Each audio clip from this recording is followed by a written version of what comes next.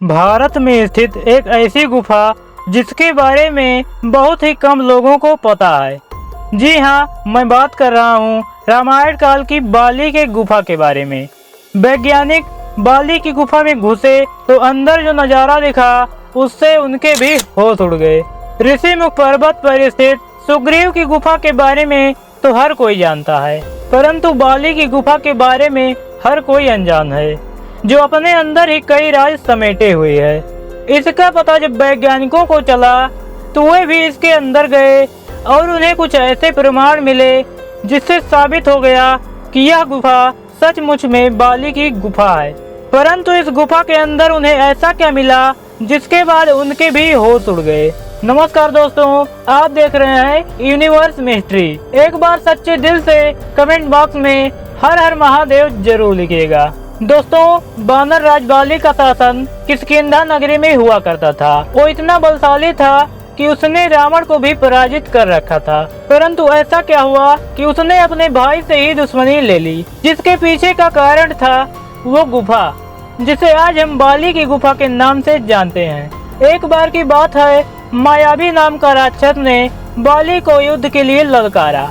बाली उसके पीछे भागा और वो राक्षस भागते भागते एक गुफा के अंदर जा पहुंचा। बाली ने इस गुफा के द्वार पर सुग्रीव को खड़ा किया और उस राक्षस का वध करने के लिए उस गुफा के अंदर चला गया। तकरीबन 1 साल बीत चुका था और बाली उस गुफा के अंदर से नहीं लौटा, तो सुग्रीव को बहुत चिंता सताने लगी। परंतु उसने देखा कि गुफा के अंदर से तो खून बह रहा है। उसे लगा कि बाली की युद्ध में मृत्यु हो गई है, इसीलिए उसने एक बहुत बड़ा पत्थर लिया और उस गुफा के मुख पर लगा दिया। परंतु वो सच से अनजान था। दरअसल वह गुफा इतनी लंबी थी कि उस राक्षस को ढूंढने में बाली को 1 साल लग गया और 1 साल बाद उसने उस मायावी राक्षस का वध कर दिया। परंतु जब वो उसका वध करके गुफा के द्वार पर पहुंचा तो गुफा के आगे बहुत बड़ा पत्थर देखकर उसे भी हैरानी हुई। उसके मन में यह ख्याल आया कि शायद सुग्रीव मेरा शासन हड़पना चाहता है। उसने जैसे तैसे वह पत्थर हटाया और वापस अपनी नगरी में पहुंचकर सुग्रीव को धक्का मारकर अपनी नगरी से बाहर निकाल दिया। जिसके बाद सुग्रीव अन्य बानरों के साथ ऋषिमुख पर्वत पर रहने लगे। और इस समय बाली की वही गुफा गोवा तुंगभद्रा नदी के किनारे कर्नाटक के हम्पी शहर के आसपास के इलाके में ही है। वहां पर स्थित कुछ लोगों ने यह दावा किया है कि यह वही बाली की गुफा है जिसमें बाली और मायावी राक्षस के बीच युद्ध हुआ था। वैज्ञानिक को इस बात से पता चला तो वे शोध करने के इरादे से बाली की गुफा में पहुंच गए। परंतु जब वह उस गुफा के अंदर पहुंचे तो उनको इस बात का अंदाजा नहीं था कि वो गुफा कितनी लंबी है। जिस दौरान वह गुफा के बाहर आ गए और इस बार वह अपने खाने पीने की पूरी व्यवस्था करके दोबारा एक बार बाली की गुफा में घुसे।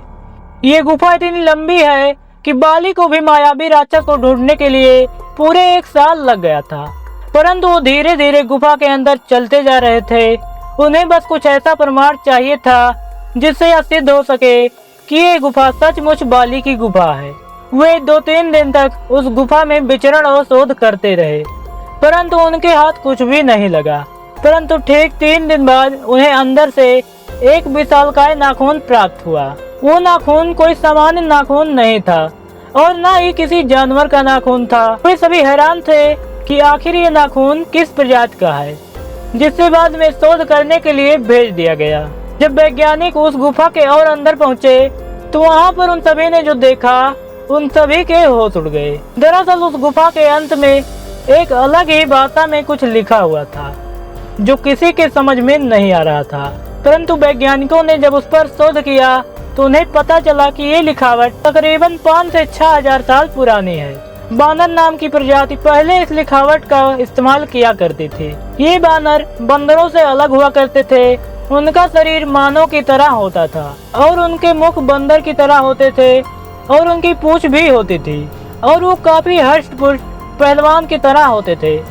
जब वो नाखून अच्छी तरह से शोध किया गया तो यह पाया गया कि वो किसी आम इंसान का नाखून नहीं हो सकता, न वो किसी जानवर का नाखून हो सकता है, क्योंकि मायावी राक्षस और बाली के बीच उस गुफा में युद्ध हुआ था कि जरूर उस मायावी राक्षस के ही नाखून होंगे, जिससे बाद में मुहर लगा दिया गया कि गुफा सचमुच में बाली की गुफा है। जो आज के समय में तुंगभद्रा नदी वाले कर्नाटक के हम्पी शहर के जंगली इलाकों में मौजूद है।